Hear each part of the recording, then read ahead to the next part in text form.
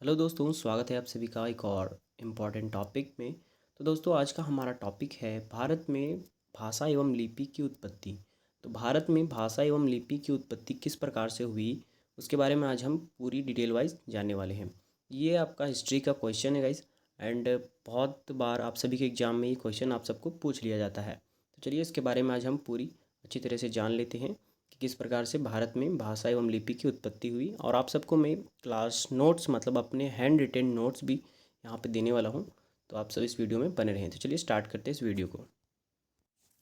तो दोस्तों, सबसे पहले हम इसके बारे में समझ लेते हैं। अगर आप समझ जाइएगा तो आपको मेरा नोट्स लेने का भी ज़रूरत नहीं पड़ेगा, आप खुद से बना के भी आप आंसर लिख सकते हैं। हिस्ट्री का आंसर देने का मतलब यही होता है कि आप खुद से उसे समझ कर और खुद अपनी भाषा में लिखेंगे तो आप सबको ज़्यादा मार्क्स मिलते हैं। तो सबसे पहले हम समझ लेते हैं कि लिपि और भाषा की उत्पत्ति के मतलब पूछा क्या जा रहा है।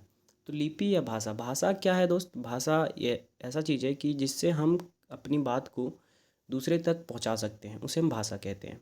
और लिपि क्या होती है? लिपि वह चीज़ है जिससे हम भाषा को लिख सकते हैं। भाषा को लिखने के लिए जिस चिन्ह का प्रयोग होता है उन्हें हम लिपि कहते हैं। ठीक है। तो सबसे प्राचीन काल में कोई भी भाषा नहीं थी। जैसे जैसे भाषा विकसित हुई तो वो भाषा, पहले लिखना भी नहीं जानते थे लोग प्राचीन काल में।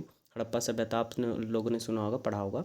हड़प्पा सभ्यता सबसे प्राचीन काल माना जाता है। सिंधु घाटी सभ्यता, उस वक्त कोई भी लिखना पढ़ना व्यक्ति नहीं जानता था।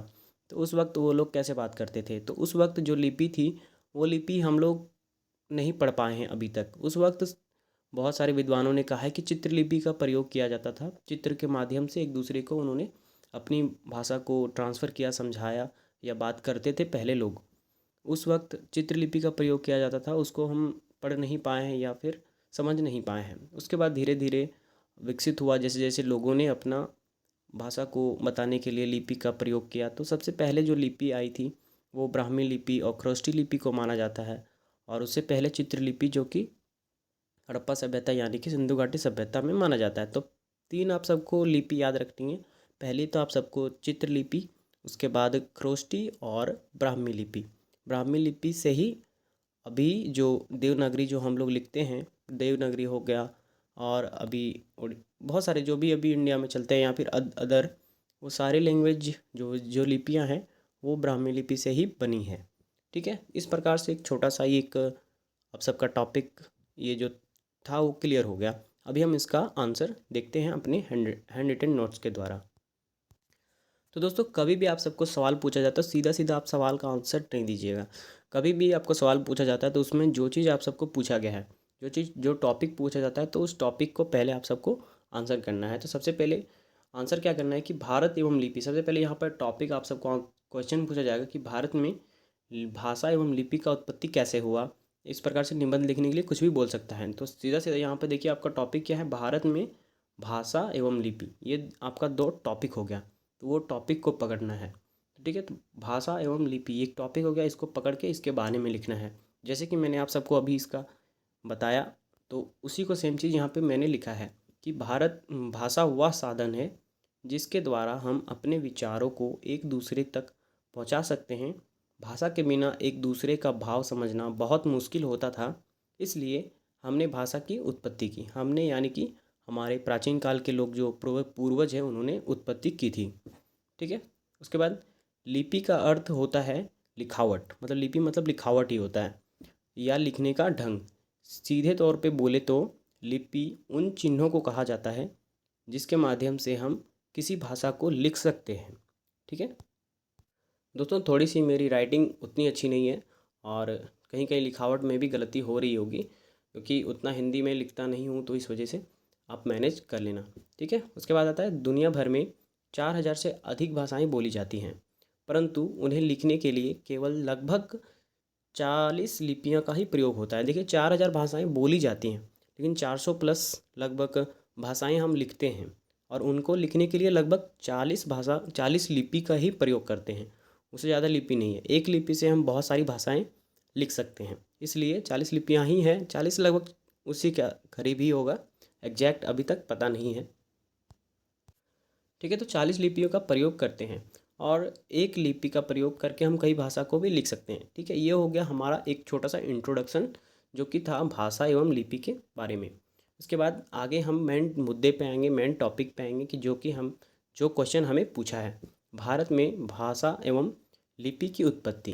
तो उसके बारे में लिखना है, भारत में लिपियों का उत्पत्ति हड़प्पा सभ्यता से माना जाता है, लेकिन उस लिपि को अभी तक पढ़ा या समझा नहीं जा सका है। कुछ विद्वानों का कहना है कि उस वक्त चित्रलिपि का प्रयोग किया जाता था। एग्जैक्ट पता नहीं है, बट कुछ विद्वानों का दावा है कि उस वक्त जो लिपि थी वो चित्रलिपि थी। ठीक है, लेकिन प्राचीन काल में लोग अपनी भाषा को चित्रों में व्यक्त करते थे, चित्रों के माध्यम से समझाने की कोशिश करते थे। ठीक है, क्योंकि चित्रकला उस टाइम बहुत ज़्यादा फेमस हो चुकी थी, उस टाइम सीख गए थे चित्रकला करना लोग। ठीक है दोस्त, उसके बाद आगे है, चित्रलिपि के बाद सबसे प्राचीन लिपि जो मानी जाती है वो है ब्राह्मी लिपि तथा खरोष्टी लिपि।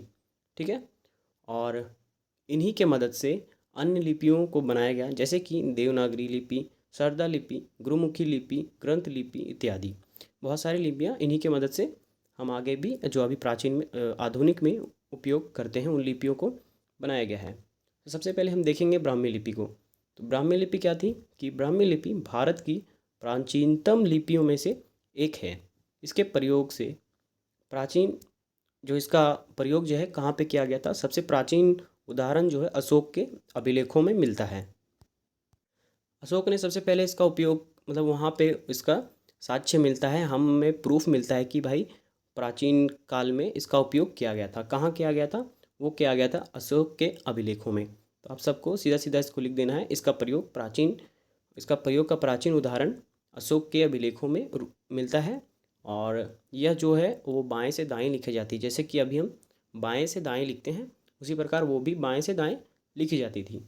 जिस प्रकार आधुनिक में देवनागरी लिपि लिखी जाती है, उसी तरह वो भी लिखी जाती थी।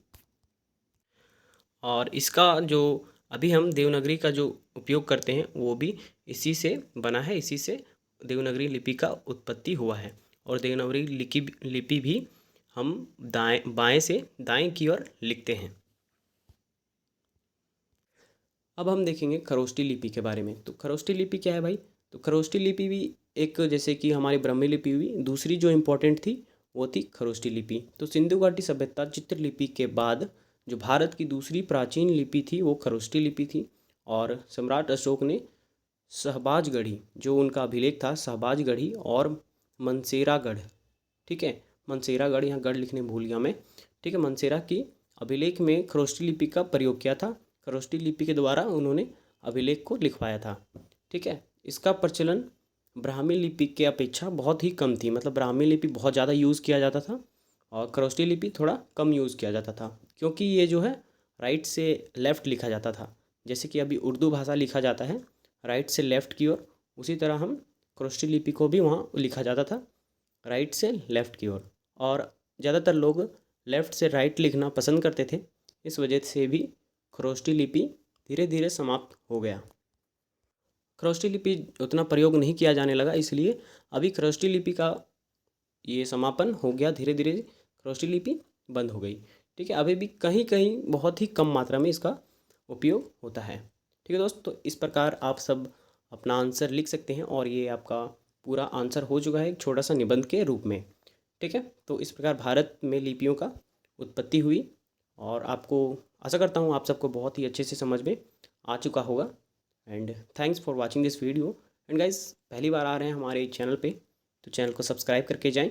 एंड कैसा लगा वीडियो कमेंट करके ज़रूर बताएं। थैंक यू दोस्तों, मिलते हैं अगले वीडियो में, तब तक के लिए बाय बाय।